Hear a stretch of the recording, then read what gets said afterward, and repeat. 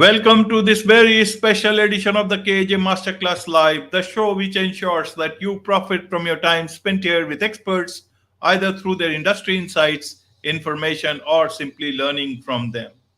And today we have Vygandas Pliasas, seasoned fractional CTO and software development executive, 18 years of experience, specializes in scaling startups, building dedicated remote teams, and driving technical innovation. Welcome to the show, Vygandas. Hello, everybody. Thank you very much. You're welcome. Welcome to the show. Vygandas, welcome to India in this online form. And I'm sure not just in India, but a lot of people across the globe will benefit from what we are going to talk right now. We'll learn from you about scaling tech teams for startup success. We'll learn all that about from you. But before that, Vygandas, if you can tell us about a bit about your journey, your background, so that people know who they are listening to. Okay, of course. Thank you. Good to be here. So, my whole technical journey started when I was 13 years old. I've been spending money playing games, and the owner of the place basically suggested to learn programming, and that's how it started. So, been doing later quite serious projects for money when I was like before 18 years old. And basically that's how it started, and then I went to university. I finished masters in engineering, in software engineering, and basically that's how my journey started. So being hands-on developer, and then became team lead, then became R&D manager, then became, engineering manager, head of engineering, fractional CTO, and that's how my whole like career focus shifted towards executive and consulting, fractional CTO, and helping companies figuring out and like fixing processes in the startups, in the organizations.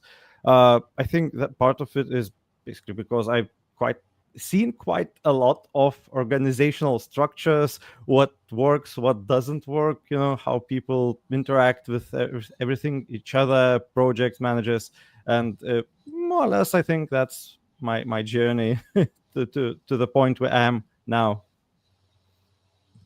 Absolutely, Biganda. So, as a CTO, uh, sitting in today is the 16th day of 2025. Where do you see this role of CTO? Is it expanding? Is it contracting? Will the CTO position be there with a lot of bots and AI coming in? How do you see the role of a CTO today? Well, depends on about which kind of CTO you're talking about. There are two. One is technical, which is basically very cool developer, went to leading teams and basically figuring out all the technical stuff. And there's managerial CTO, which is more about strategy, like high level picture, direction, and reporting back to the board.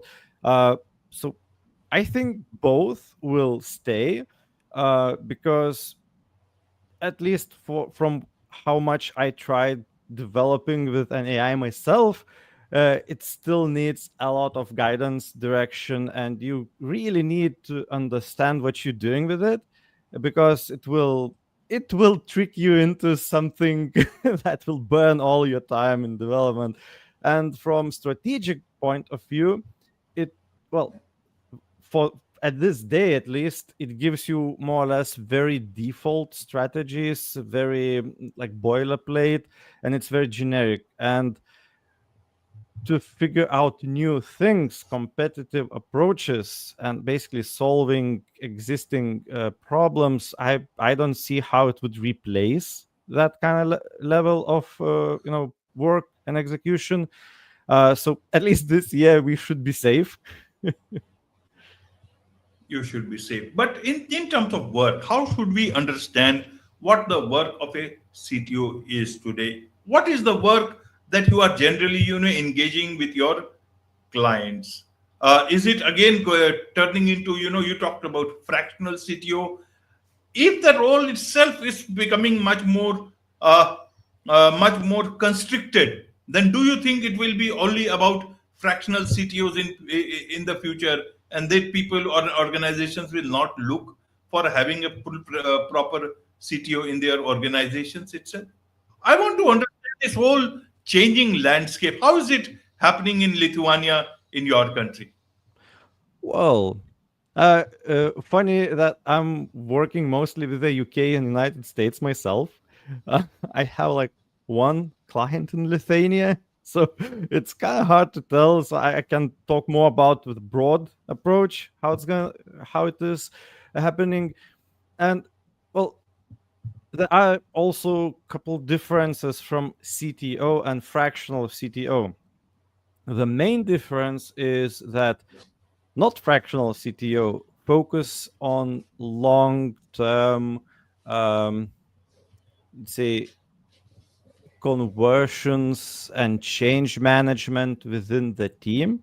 So basically, they implement big plans. So let's say they have 200, 300 developers, including leads and managers and directors, let's say, and then they do the change. Let's say they need to change how the structure is made, who's boss, and they implement that. So it's multiple years. That's a long-term position. A fractional CTO, on the other hand, is more like a consultant. Fractional CTO comes in and figures out what's wrong, what should be the correct approach, what to do, gives a huge report on the findings. So what doesn't work, how people feel, what they think is broken, what they think it is not broken, what's the current process, the software lifecycle, product development lifecycle, where's the communication maybe broken, and all the impediments, all of these things. All of that is collected and then work again with the people to figure out what could be the correct approach to solve it, iterating, talking with them. Let's say I give the initial report on how I see the problem.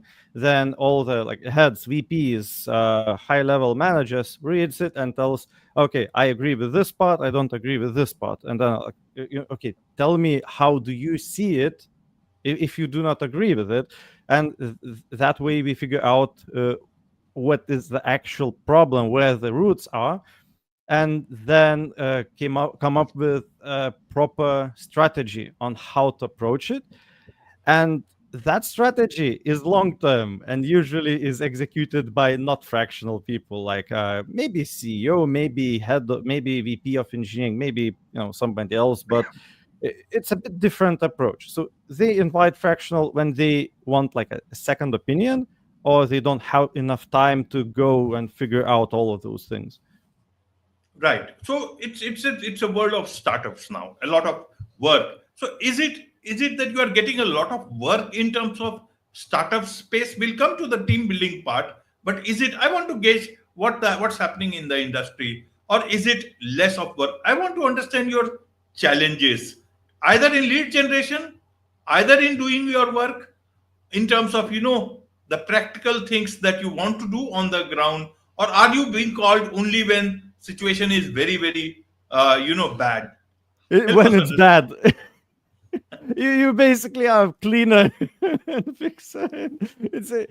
Nobody calls me when it's good. Right, that's why I asked the challenges, Vygandas. Yes, yes. So it's basically you get dropped into a fire, and then good luck, figure it out. That's the job, basically. Yeah, it's never been that easy. Uh, Overall, 2024 we're down with all those mass layoffs and everything, so it was very calm. Now I see movement, people getting more interested, and it seems to getting back on track. But like, 2024 was resting time, let's say. Right, right. Now let's look at this whole situation about teams. In case you are a CTO, but you know about the ins and outs of any organization, that is in terms of team building, Mhm. and building teams or scaling tech teams for startups. Are they happening very well? Because startups firstly have a lot of challenges. They do not have much time to experiment. They want teams Mhm. to immediately perform. Oh yeah. Whereas you may only hire team in terms of, by their name or their past record, they must be working in big companies, very small companies. You have to hit the ground running, Hmm. and perform. As a CTO, how do you see this? Is it a challenge for a lot of startups? How do you get that sort of a team, especially a tech team, and get your startup to scale up? How do they do? Because Yes. you have the market to take care of, you've got other aspects to take care of, and here you have a team which you do not know about, they do not know about. They may be good, but it takes time to gel into the scheme of things. I want to understand your perspective from a CTO, Hmm. and as fractional CTO, how do you get things done from a team like that? Okay, so everybody says they want a change and we wants to make it better, but it doesn't mean that they want to change themselves. I think I've even seen a meme about that on LinkedIn somewhere the other day. Um, so the very beginning, how the team appears in the company, I'd say it's in more or less similar in a like high level. So initially you have an idea and then you get it done somehow. Maybe it's a freelancer, maybe it's an agency, more or less something like that. Maybe you had a developer, and then there is that happy moment where you see that there is a market fit, something like that, like a good indicator, and then you need to scale. But at that moment you already get clients who are waiting, so everything is on fire, like you need to fix this, fix that. The other client will join only if you implement that feature X, let's say. Nobody wants to wait, so you just put in more freelancers, more people, like get it done somehow, let's ship it, let's get more clients, and then when it starts to stabilize, the there's a budget to make it right, but it's a mess in the team. There's no proper communication. Like CEO is landing all the ideas to developers. They shift their attention. They take whatever CEO says to do. Like this is important. So they by default drop everything else and take the new thing. And then after a couple of weeks, let's say CEO comes back and says, like, so where's that other thing from the past that you were working on? And everybody's like, well, you told us to drop it, kind of. And then they start to realize that probably something should be better than it is now. And the question is, so how the other organizations with like hundreds of people manage to deal with it if we, like a small team, cannot deal with it properly, and then they keep growing, and then eventually they hire some fractional CTOs, like, okay, make it right, put everybody into correct roles, define what they're supposed to be doing, work with the people. Working with the people, it depends. Sometimes there might be a change in the role and what they will be doing. So, maybe they won't tell you directly, but it's like when you tell, oh, you will need to write much more documentation into those requirements for features, and there's that look, you see that they don't like that idea that there's more work, but you try to figure out how to make it not too painful. So overall, the idea is to make life easier for everybody, not like just put more work, and hope for the best. It will not happen if it's like if it's very hard and doesn't make sense for people, they will just not do it when you leave. So that's the complexity of work. You work with people, you need to understand the emotion, the motivation, you need to understand the team culture. What is it, what will be acceptable, how they interact with each other, so it is kind of dangerous. I think you cannot rush with decisions, you cannot do stupid things. You need to really take a time to think about it, how to make it right. Absolutely, absolutely. And tell me this scenario. See, Uh, when you talk about a team, or till now we are talking about humans, but very soon in 2025 itself, already some firms have started talking about you'd have, you know, AI as your team member, legitimate team member. As a Mhm. CTO, how do you prepare for such a situation? A human CTO taking care of the human part of the team and the AI part of the team. And look at this scenario. It's not very Mhm. far off. Oh yes, definitely. Well, I my own view is a bit more conservative. So I, you know, in my job, you cannot rush in new things if it's not tested and if it has a lot of like scope. It would replace something, because you never know how it will turn out. So I look a bit more carefully. And what I do, I always push people like use it, but it's a tool. It's not replacement of your head. You are the head. It is a tool, and you need to use it as the tool. Like ask it for help, give it context, show code, show situation. It will give you ideas, but it will not give you the context what it is missing. So you won't know. It will give you an answer, but it will not tell you, okay, here's the idea, but I do not talk about this and that thing that could go wrong.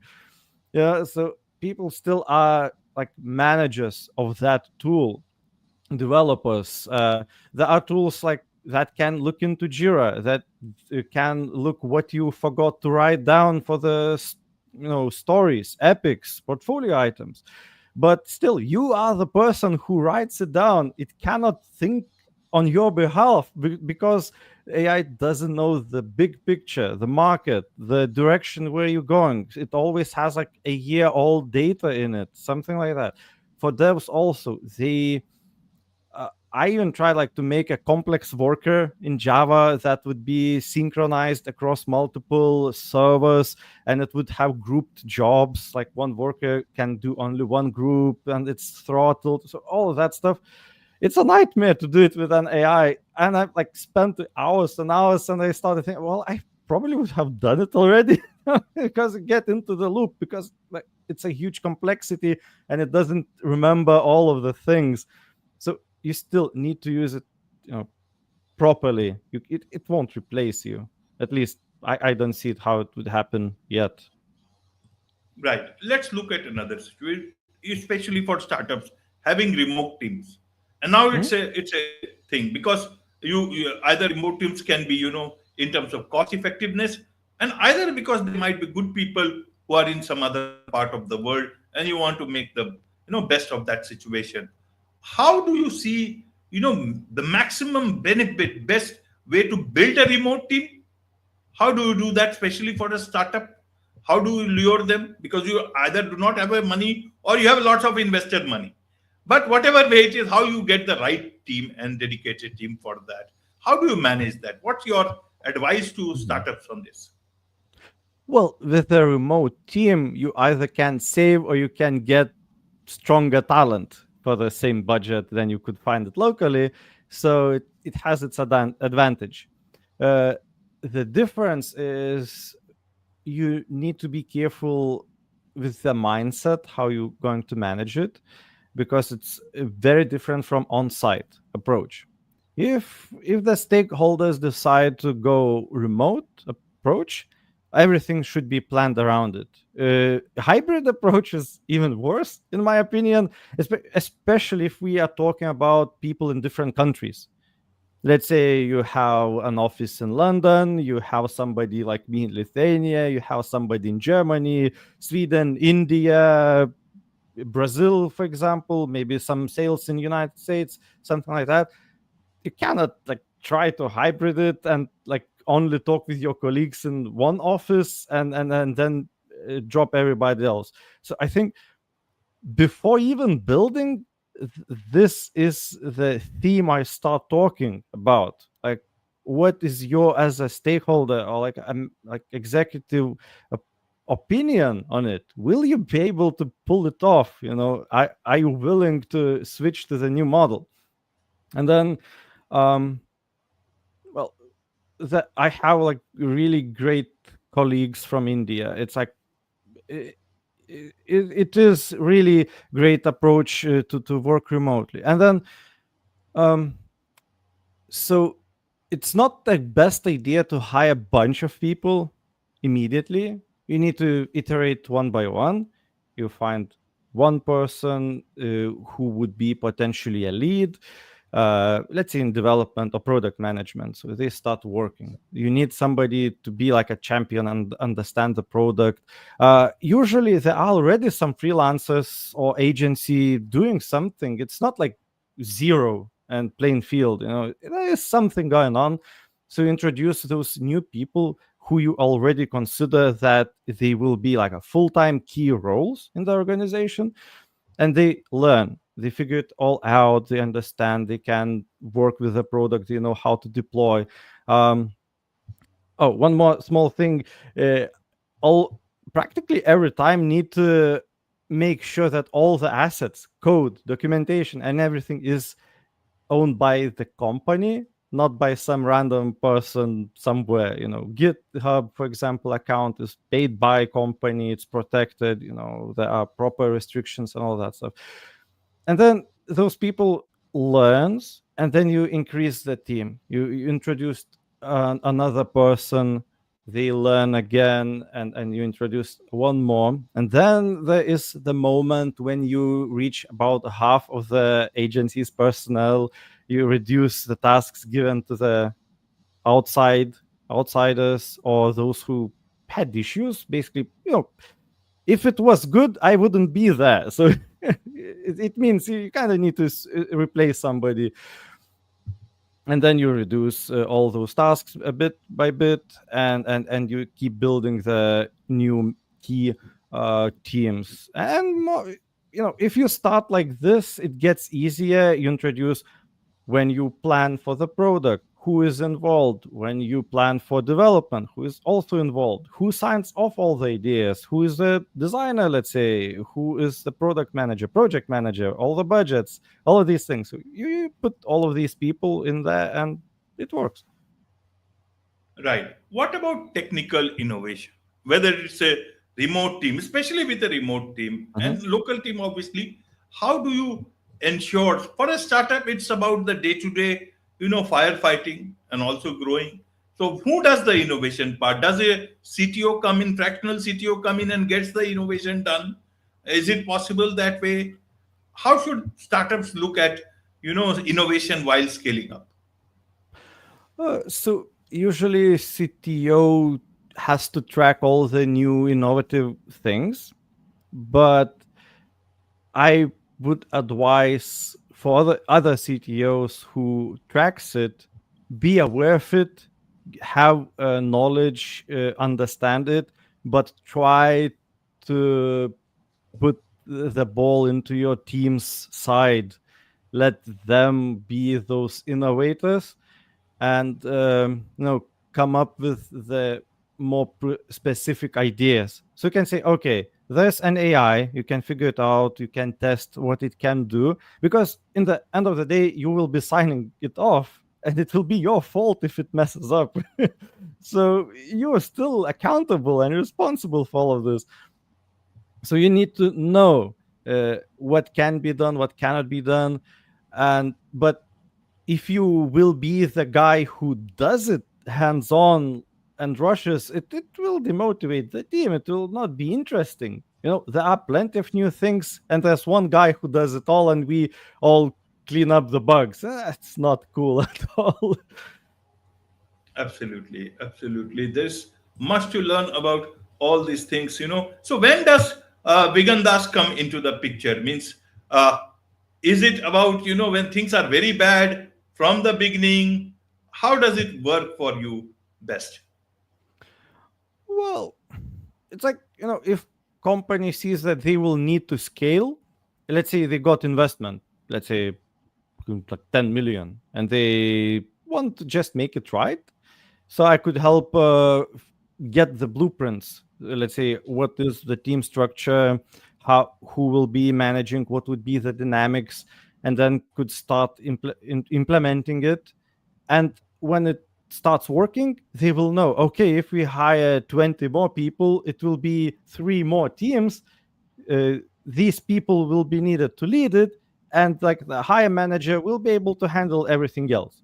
But you need like a plan how it will work, and you have already the dynamics of information flow, knowledge sharing, everything to be in place. Otherwise it will be complete chaos. Nobody will know what those new people even supposed to be doing in the company. It will be very awkward.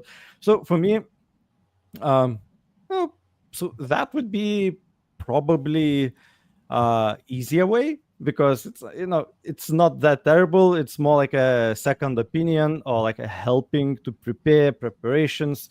It is very responsible job. It, a lot of things depends on how you put it. But also, let's see, they have hired a lot of people, and there's a mess. They think it's not really that effective. Let's say you have like, I don't know, 200 devs. You grew in a year. So in a year, growing that fast means there's a lot of chaos. People might not be that much effective. There's probably no career planning, no one-on-one calls done properly. It's just, faster, faster, faster. Do it. So there I can come in and streamline all of it. How the team lead should work with its team, who would be the manager or like a helping person to grow for that team lead. Hey, engineering manager, what they are supposed to be doing. Because in different companies, engineering managers are taking different roles. It could be like a team lead. It could be developer, also like a team lead, but talking with its people. It could be like a product owner plus manager, and they would figure out the roadmap. They could estimate together with the team, but they work with product a lot, so they don't write any code.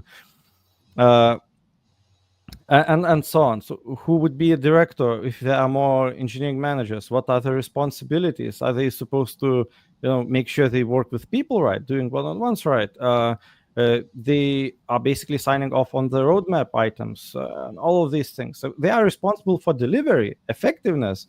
Also need to make sure that there is no churn of people. Like if there are a lot, like half of newcomers leaving after a trial period, there's definitely red flags somewhere. So they need to figure that out, how to work with it. So a lot of moving parts. It takes time, but it is optimizable, let's say. Absolutely. There's much to learn about all these things from you, Vygandas, and I'm sure a lot of people would want to connect with you. A lot of companies would want to connect with you. What's the best way for them to do so? I have a website, quartib.com. There's my email, my phone number, so you can drop me a message there. So also I have LinkedIn. You can reach out to me there. So I will probably respond very quickly. Wonderful. With this, it's a wrap on this very special edition of the KAJ Masterclass Live. Thank you so much indeed for joining us. Thank you very much. Real pleasure to be here.